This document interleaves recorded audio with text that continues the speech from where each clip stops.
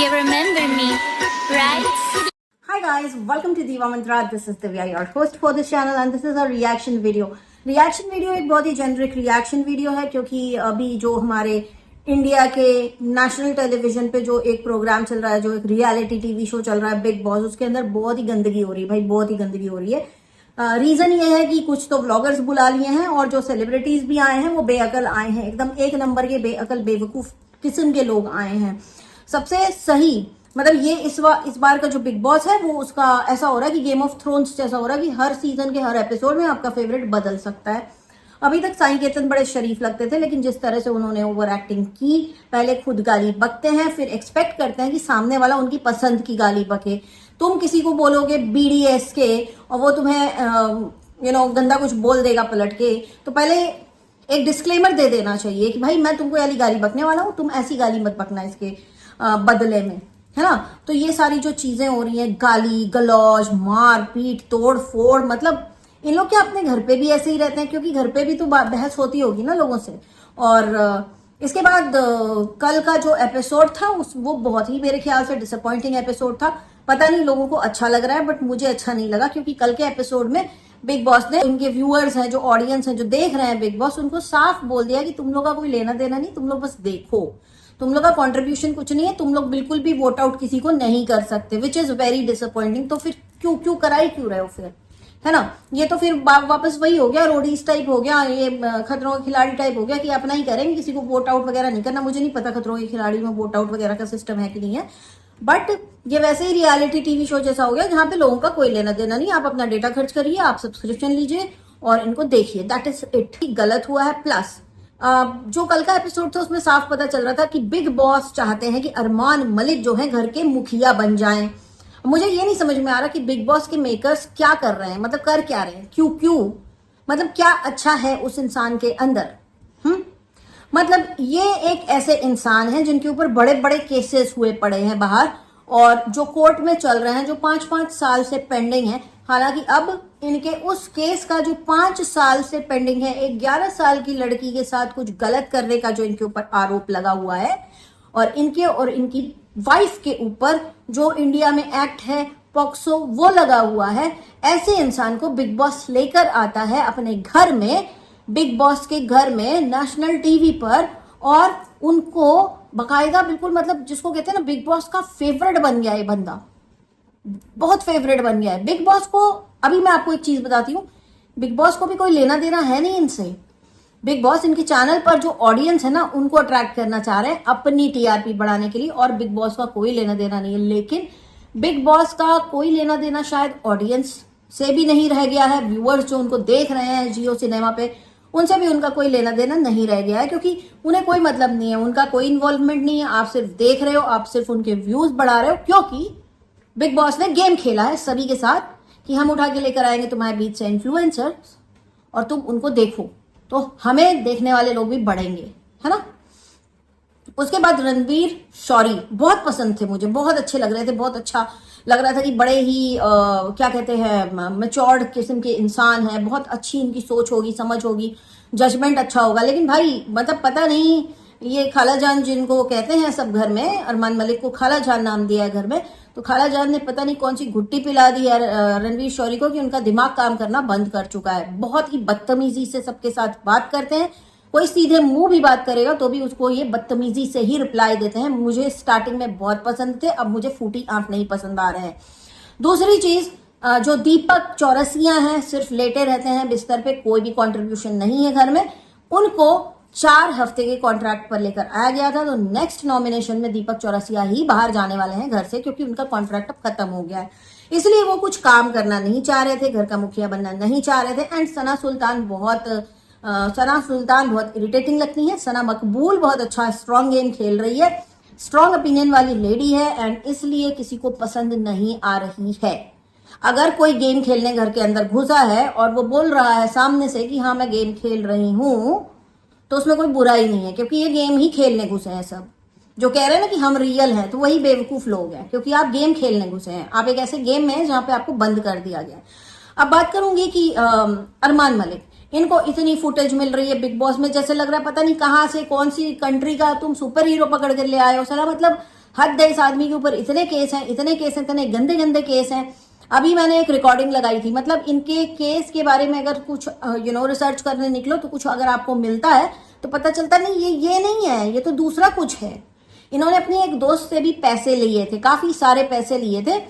वो पैसे का अमाउंट मुझे नहीं पता, आप लोगों को पता होगा तो नीचे कमेंट करके बताइएगा। काफी बड़ा अमाउंट लिया था और उसको पैसा वापस दिया नहीं है, खा गए हैं उसका पैसा।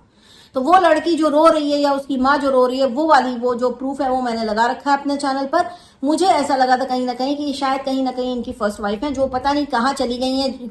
मतलब इस आदमी की किस्मत इतनी अच्छी, इसको इतनी बेवकूफ औरतें मिलती हैं जीवन में, इतनी बेवकूफ औरतें मिलती हैं जीवन में कि वो अपने हक के लिए लड़ना नहीं जानती। इंडिया जैसे कंट्री में रहने के बाद कि एक आवाज उठाएंगी तो इनकी दुनिया अपसाइड डाउन हो जाएगी। लेकिन कहीं ना कहीं इनकी फर्स्ट वाइफ भी ऐसी थी जिन्होंने शायद लड़ाई ठीक से नहीं की, उसके बाद ये आ गई दूसरी। इन्होंने भी लड़ाई नहीं की और इनके कर्मा भी थे जो इनके साथ साथ ये बैगेज लेकर आई थी ना, कर्मा का, किसी का घर खराब करके, तो वो बैगेज इनके ऊपर भी भारी पड़ गया। और एक और आ गई घर में जो अभी बिग बॉस के घर के अंदर है। खेल वेल तो कुछ नहीं कर रही है, वो बकवास ही कर रही है और रणवीर शौरी की गाली चार खा रही है, वो अलग। अब यहाँ पे बिग बॉस इतना पार्शियल है इस साल और इस सीजन में कि रणवीर शौरी लोगों को जब बेइज्जत करते हैं तो उन्हें कोई कुछ नहीं कहता, लेकिन अगर कोई उनसे कम उम्र का है और उसने उनको उल्टा जवाब दे दिया तो उसके लिए बाहर से बड़े बड़े एक्टर्स आ जाते हैं, उसको शूट डाउन किया जाता है, उसको गंदा बोला जाता है। जैसे for example Shivani Kumari official, उसके बोलने का वो तरीका है, वो नहीं सुनती है किसी की, तो उसके लिए बुला लिया बड़ा एक्टर रवि किशन कि वो उनको समझाएं। चलो बहुत ही अच्छे तरीके से, बहुत ही जुगत भिड़ा के, बहुत ही डिप्लोमेट तरीके से शिवानी को ये मैसेज पास करवाया गया कि आप थोड़ा कम, मतलब अपनी वॉल्यूम डाउन रख के धीरे बोला करो, है ना। लेकिन जब रणवीर शौरी चिल्लाते हैं या रणवीर शौरी किसी का कैरेक्टर असैसिनेशन करते हैं, किसी को सुअर, चुड़ैल, डायन ये सब बोलते हैं नेशनल टीवी पे, उसके बाद भी उनको कुछ नहीं बोला जाता। क्यों भाई, क्यों? May be big boss film industry के लोगों से जुड़ा हुआ है, उसके लिए बहुत सारे रूल्स एंड रेगुलेशंस हैं कि सीनियर एक्टर आ गया तो इज्जत करनी है, ये करनी वो करनी है।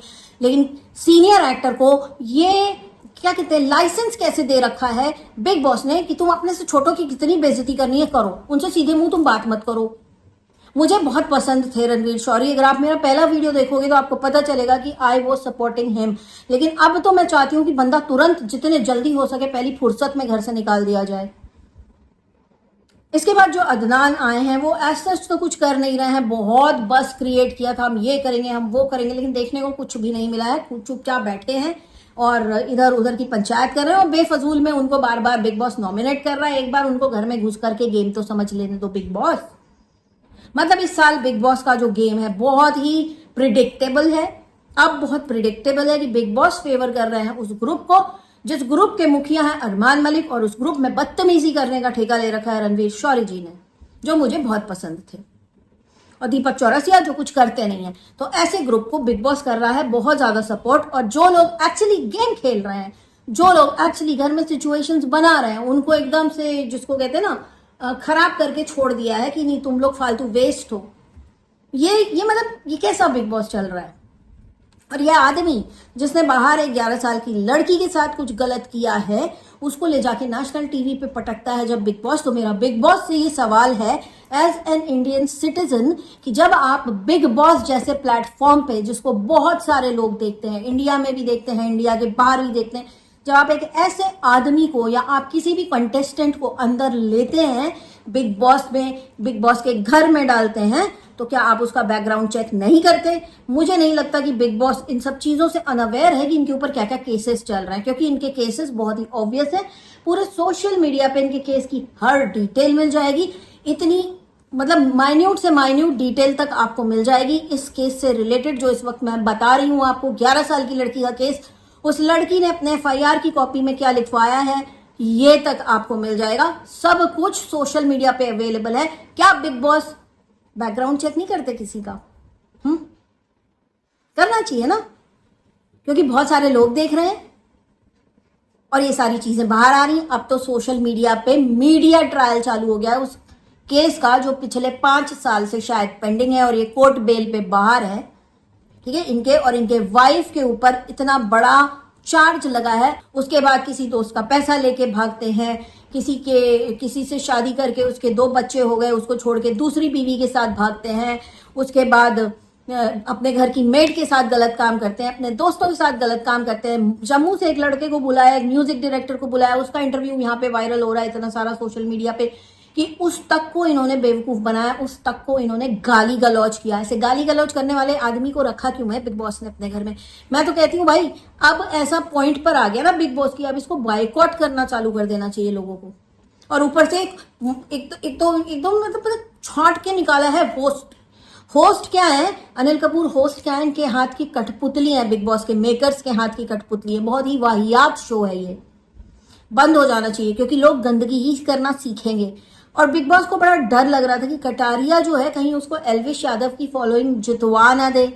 बिग बॉस के प्लान्स शायद कुछ अलग हैं, बिग बॉस को और गंदगी करनी है, बिग बॉस को मेन बिग बॉस में किसी को लेकर के जाना है शायद, इसलिए बिग बॉस लगे पड़े हैं हर वो काम करने में जो उन्हें नहीं करना चाहिए। उन्होंने पब्लिक वोटिंग बंद करवा दी है।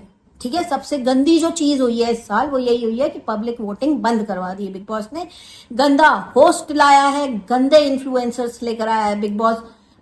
अब मेरे को ऐसे लगता है कि ये ऐसा ना हो जाए कि बिग बॉस ही बैन हो जाए इंडिया में, कि आप इंडिया में ये वाला रियलिटी टीवी कर नहीं सकते, क्योंकि बिग बॉस को पता ही नहीं है कि ये व्लॉगर्स क्या क्या गुल खिलाए हुए लोग हैं।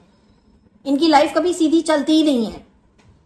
क्यों लेकर आया बिग बॉस ऐसे लोग? मैं चाहती हूँ कि बिग बॉस अब बंद हो जाए, अब इंडिया में बैन हो जाए। और कहीं ना कहीं ये जो इनका मीडिया ट्रायल अभी जो चालू हुआ है, ये इस पर्टिकुलर केस के लिए जो इतने 5 साल से पेंडिंग है, मैं बिल्कुल मुझे दिख रहा है कि भाई बहुत सारे एनजीओ अब सामने आएंगे और उस लड़की को इंसाफ दिलवाएंगे जिसका केस 5 साल से पेंडिंग है।